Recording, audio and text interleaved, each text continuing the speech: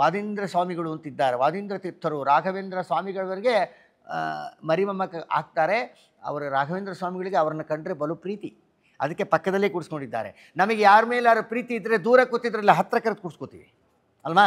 ಹಾಗೆ ರಾಘವೇಂದ್ರ ಸ್ವಾಮಿಗಳು ಅವರನ್ನು ಪಕ್ಕದಲ್ಲೇ ಕೂಡಿಸ್ಕೊಂಡ್ರು. ಅವರು ಸ್ತೋತ್ರ ಮಾಡ್ತಾರೆ ರಾಘವೇಂದ್ರ ಸ್ವಾಮಿಗಳವರನ್ನ. ಏನಂತ ಅಂದರೆ ಚಮತ್ಕಾರ, ಪರಿಮಳವೆಂಬ ಗ್ರಂಥಕ್ಕೆ ಒಂದು ಮೆರುಗು ಕೊಡ್ತಾರೆ ಅವರು.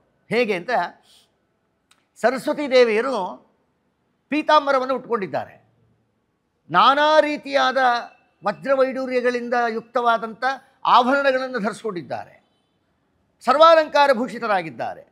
ನರ್ತನ ಮಾಡಬೇಕು ಅಂಥೇಳಿ ಅನ್ನಿಸ್ತಂತೆ ಸರಸ್ವತೀ ದೇವಿಗೆ. ಆದರೆ ಸ್ಟೇಜ್ ಹುಡುಕ್ತಾ ಬಂದ್ರಂತೆ ಸರಸ್ವತೀ ದೇವಿ. ನನಗೆ ಸ್ಟೇಜ್ ಬೇಕು, ನರ್ತನ ಮಾಡಲಿಕ್ಕೆ ಒಳ್ಳೆ ಸ್ಟೇಜ್ ಇರಬೇಕಲ್ಲ ಅಂತ ಹುಡುಕ್ತಾ ಬಂದ್ರಂತೆ.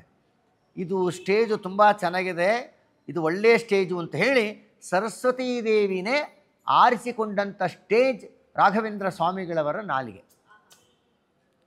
ಇದು ನನಗೆ ಸರಿಯಾದ ಸ್ಟೇಜ್ ಅಂತ ಬಂದು ಸರಸ್ವತೀ ದೇವಿ ರಾಘವೇಂದ್ರ ಸ್ವಾಮಿಗಳವರ ನಾಲಿಗೆ ಮೇಲೆ ಬಂದು ಕೂತಿದ್ದಾಳೆ. ಆಗ ನರ್ತನ ಮಾಡಿದ್ದಾಳೆ. ನರ್ತನ ಮಾಡಿದಾಗ ಆ ಮಹಾತಾಯಿ ದೊಡ್ಡ ವಾಸನೆ ಮಲ್ಲಿಗೆ ಹೂವಿನ ಕುಚ್ಚನ್ನು ತುರುಬಿಗೆ ಮುಡುಕೊಂಡಿದ್ದಾಳೆ. ಅವಳು ನರ್ತನ ಮಾಡೋ ಕಾಲಕ್ಕೆ ಹಾವಭಾವಗಳನ್ನು ಮಾಡಿದಾಗ ಆ ವೈಬ್ರೇಷನ್ಗೆ ಆ ಮುಡುಕೊಂಡಿರುವ ತುರುಬಿನಲ್ಲಿ ಕಟ್ಟಿರುವ ಮಲ್ಲಿಗೆ ಹೂವಿನ ಕುಚ್ಚಿನಲ್ಲಿ ಒಂದೊಂದೇ ದಳ ಒಂದೊಂದೇ ದಳ ಒಂದೊಂದೇ ದಳ ನೆಲದ ಮೇಲೆ ಬೀಳ್ತಾ ಹೋದಂತೆ.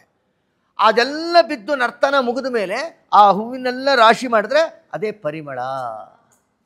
ಹೇಗೆ ಅಂತ ಉದಾಹರಣೆ ಕೊಡ್ತಾರೆ. ಇಲ್ಲಿ ಸರಸ್ವತಿ ದೇವಿ ನರ್ತನ ಮಾಡಿದ್ದು ಅಂದರೆ ರಾಘವೇಂದ್ರ ಸ್ವಾಮಿಗಳವರು ಮಾತನಾಡಿದ್ದು. ಮತ್ತು ಅಲ್ಲಿ ಹೂವಿನ ದಳಗಳು ಬಿದ್ದು ಅಂದರೆ ಅವರು ಆಡಿದ ಶಬ್ದಗಳು ಎಂಬ ಮಲ್ಲಿಗೆ ಹೂವುಗಳು. ಅವರು ಮಾತನಾಡೋದು ನಿಲ್ಲಿಸಿದ್ರು, ಅದನ್ನೆಲ್ಲ ಸೇರಿಸಿದ ತಕ್ಷಣ ಅದೇ ಪರಿಮಳವೆಂಬ ಗ್ರಂಥವಾಗಿ ಪರಿಣಮಿಸಿತು ಅಂತ ವರ್ಣಿಸ್ತಾರೆ. ಅಂದರೆ ಸರಸ್ವತೀ ದೇವಿಯವರ ನರ್ತನದ ಸಮಯದಲ್ಲಿ ಅವರು ಮುಡಿದುಕೊಂಡಂಥ ಮಲ್ಲಿಗೆ ಹೂವಿನ ರಾಶಿನೇ ಪರಿಮಳ ಹೇಗೋ, ಅದರಂತೆ ರಾಘವೇಂದ್ರ ಸ್ವಾಮಿಗಳವರ ನಾಲಿಗೆ ಎಂಬ ರಂಗಸ್ಥಳದಲ್ಲಿ ನರ್ತನ ಮಾಡಿದಂಥ ಸರಸ್ವತೀ ದೇವಿಯ ತುರುಬಿನ ಮಲ್ಲಿಗೆ ರಾಶಿನೇ ಪರಿಮಳ ಅಂತ ಪರಿಣಮಿಸ್ತು. ಅಂದರೆ ಪರಿಮಳ ಅನ್ನೋ ಗ್ರಂಥ ಅತ್ಯದ್ಭುತವಾದ ಗ್ರಂಥ ರೀ. ಆ ಬ್ರಹ್ಮಸೂತ್ರಗಳು, ವೇದಗಳು, ಉಪನಿಷತ್ತುಗಳು ಅರ್ಥ ಆಗಬೇಕು ಅಂದರೆ ಶ್ರೀಮದ್ ಟೀಕಾಕೃತ್ಪಾದರ ಮಧ್ವಾಚಾರ್ಯರ ಗ್ರಂಥದ ಅಭಿಪ್ರಾಯ ಸರಿಯಾಗಿ ಬರಬೇಕು ಅಂದರೆ ರಾಘವೇಂದ್ರ ಸ್ವಾಮಿಗಳವರ ಪರಿಮಳವೆಂಬ ಗ್ರಂಥದ ಸಹಾಯ ಬಹಳ ಅತ್ಯವಶ್ಯಕ. ಲೋಕದಲ್ಲಿ ಜೋಡಿ ಶಬ್ದ ಇರುತ್ತೆ. ಗಂಡ ಹೆಂಡತಿ, ತಂದೆ ತಾಯಿ, ಅಣ್ಣ ತಮ್ಮ,